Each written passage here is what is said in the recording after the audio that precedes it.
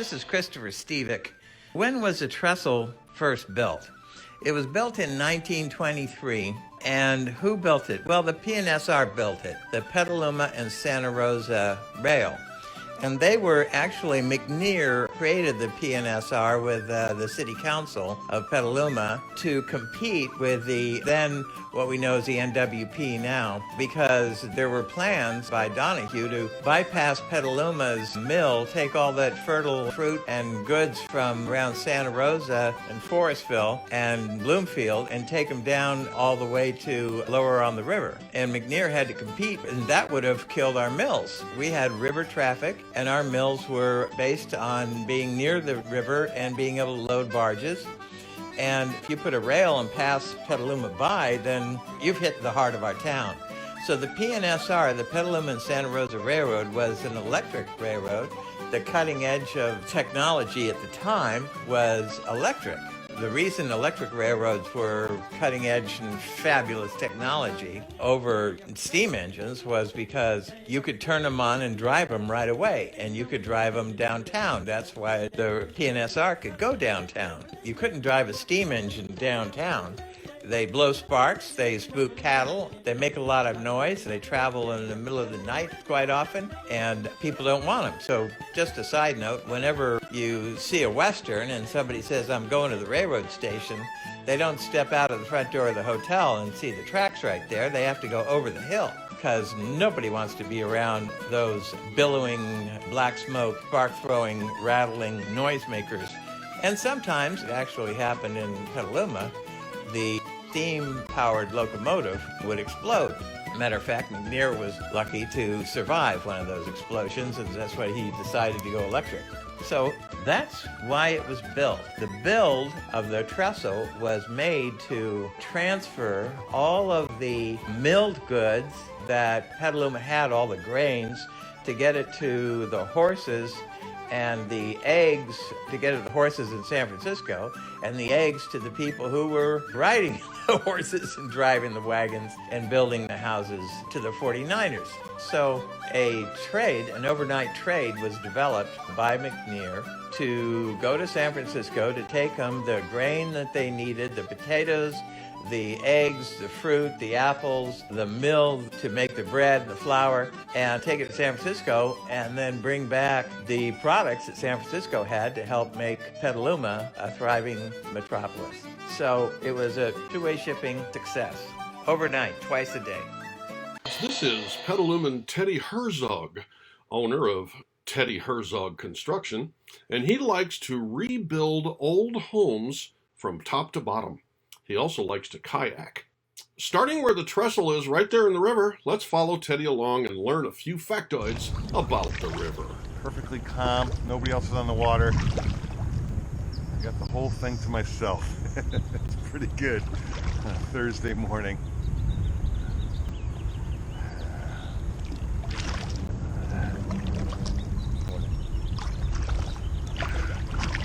Heading underneath the D Street Bridge in a minute.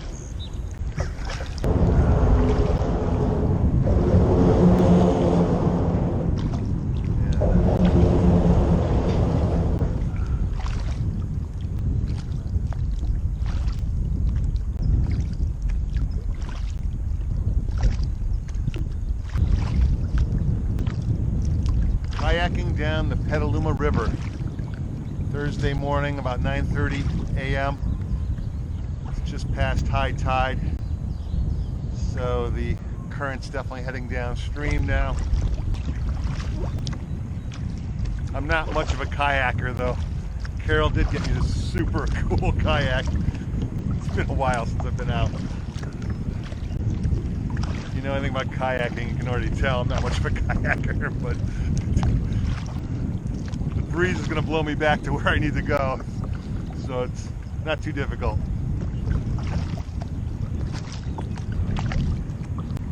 Oh yeah.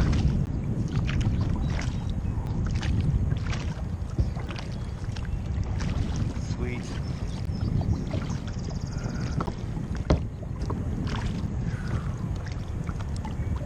I really do need to get out here more often. I mean, you want to talk about open space in Petaluma. The river is as open space as it gets, right in the heart of Petaluma. I dropped the boat in about, I don't know, half a mile from my house in the turning basin. Pretty easy to get to. This is Christopher Stevick. The question is, how long is the trestle? Well, the trestle's 500 feet long, and the cross-sectional diagrams are on our website. Everything that you can see makes the trestle look pretty bad. I mean, you're just looking at the top, you see the deck. You can't see past that rotten deck to where the stringers are. The stringers run 500 feet below each track, all the length of the entire trestle.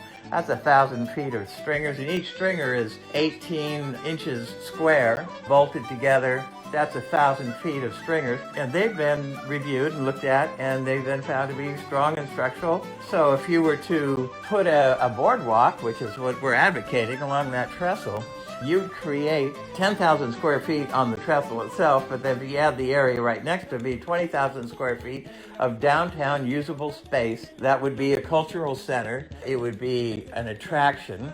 But also, right now, we need it again to help our town, because the restaurants and the businesses and most towns are losing trade, sales, to websites. That hits downtown. That hits your downtown shops, and they got to keep them viable and beautiful, and our beautiful downtown needs some help right now because the stores are closing. And if you shift over a major fraction of tourism to be drawn to Petaluma to see this historic, correct, cultural symbol of our history and what brought our town its wealth in the first place, then you are also supporting our town right now.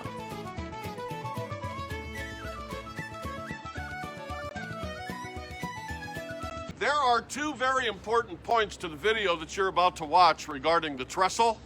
One is that it would cost more to tear it down than it would to repair it. So we decided to get together and try to come up with some catchphrases for you to make that point, and here are the top 10. 10, less expensive to restore than raise. 9, costs more to destroy than to employ. Not bad. 8, cheaper to mend than rescind. 7, cheaper to correct than reject. 6, cheaper to repeat than delete. 5, cheaper to employ than destroy. 4, cheaper to renew than to say adieu. I like that one.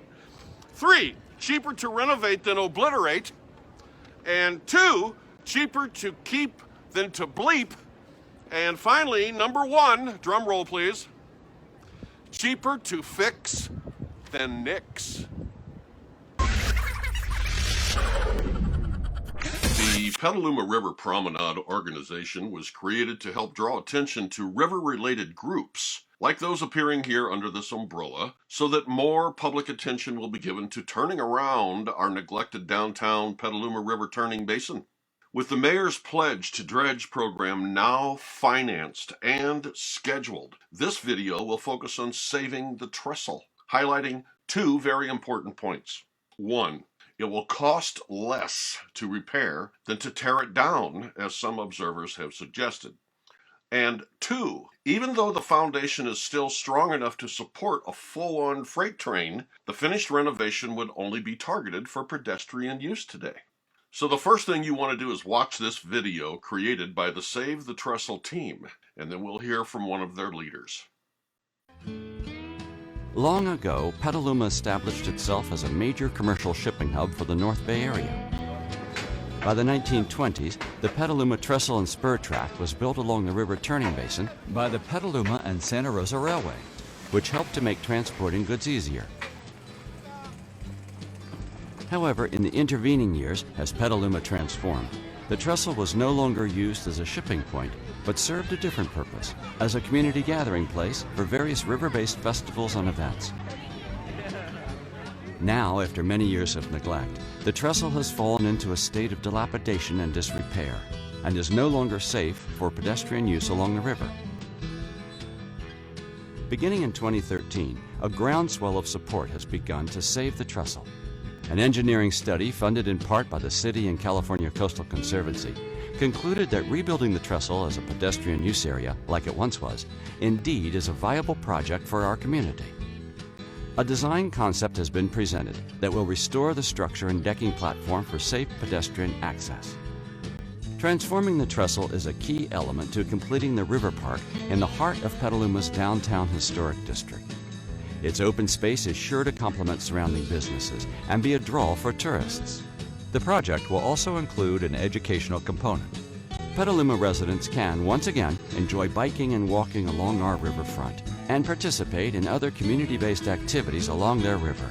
Please join us. Is that there are many misconceptions about the trestle, and one of them is about the load.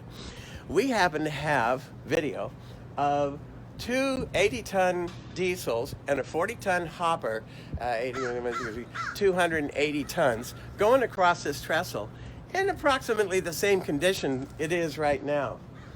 But with these pilings being spliced and sleeved, then it will hold as much as it did before. But we're not asking it to hold that amount of weight. We're only asking to hold 1/10 that amount of weight, which happens to be the weight of a pedestrian's walking on the trestle. We have the proof that it can hold it and demonstrations about how and why. The bottom line as it relates to the Petaluma River Promenade Organization and the river-related groups appearing here under this umbrella is that more public attention will be given to turning around our downtown Petaluma turning basin. So special thanks to Christopher Stevick for the interview, and watch for more news about this important project as it develops. Don't you just love this town?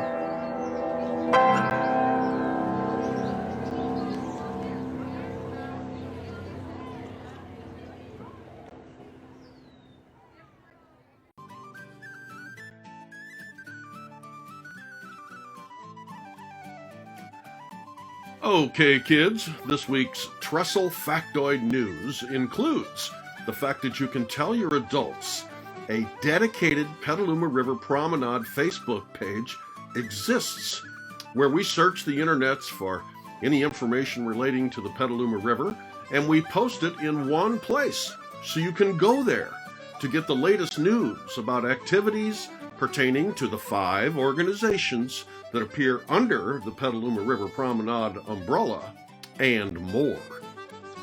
You can also direct your adults to petalumatrolley.org, Save the Trestle, where they will discover more factoids about this important issue than you can shake a fish at. Don't you just love this town? I have the honor of being the chair of Friends of the Petaluma River, and we also have a couple more board members on. We have Elizabeth Howland, who was checking you in, and Elizabeth and her partner David Yearsley started Friends of the Petaluma River in 2006.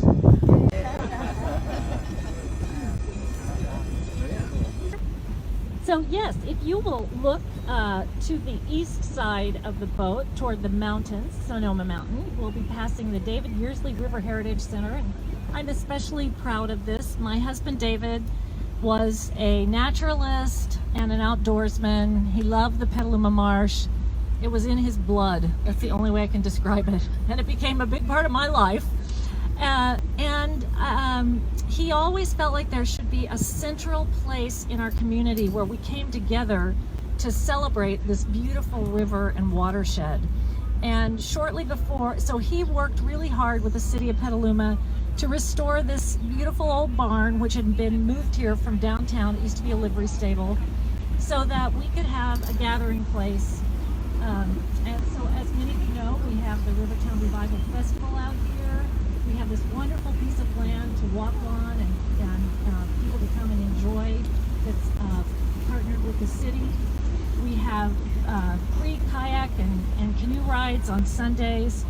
And so it's sort of the heart of all of our programs. And shortly before his death, the city council voted to name it after him, which is just something that'll always be very dear to my heart.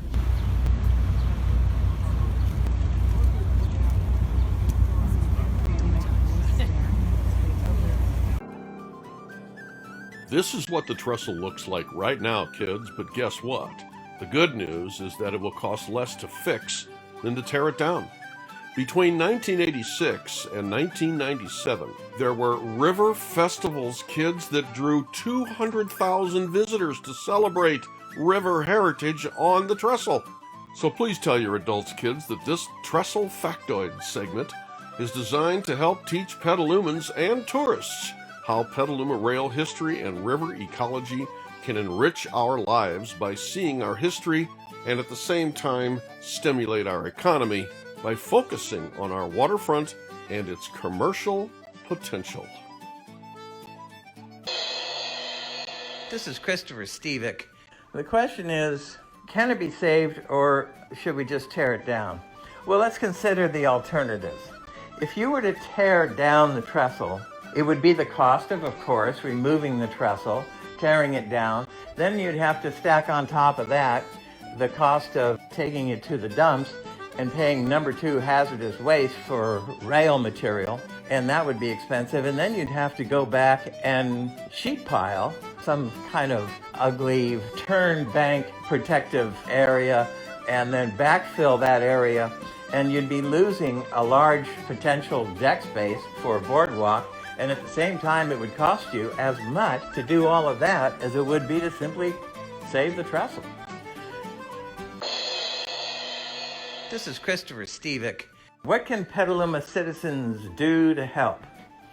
Well, the first thing I would do is take a look at our website, Petaluma Trolley, and see, for instance, there's 40 reasons, and 25 of them that the city drew up themselves, why the trestle would be good to be saved. Then, if you want to, you can join our spearheaded committee, which I'm putting together, to inform and intelligent and aware citizens to come to the table. And if you want to become part of that, you can contact me at 778-7878. It's time right now that we pull together a collection of people, and we're pulling together everybody together that has to do with the river. All of the river craft and river maintenance, we're putting them all under one umbrella. We just pull ourselves together and we all support each other. And so we raise funds for the boathouse, for the river cleanup, and for all of the magnificence that this center of our cultural and ecological and economic history can manifest for us. And we'll celebrate it. The Petaluma River Promenade Group was created to function as an umbrella communications service covering and assisting the following river-related organizations: the Mayor's Pledge to Dredge, the Petaluma Small Craft Center's Boat Rental Float House, the Petaluma Living History Museum's Save the Trestle Initiative, Friends of the Petaluma River, and Petaluma Waterways. The Petaluma River Promenade is funded through the Petaluma Living History Museum nonprofit by donations from sponsoring companies and by Petaluma area citizens like you, because this place matters. Don't you just love this town?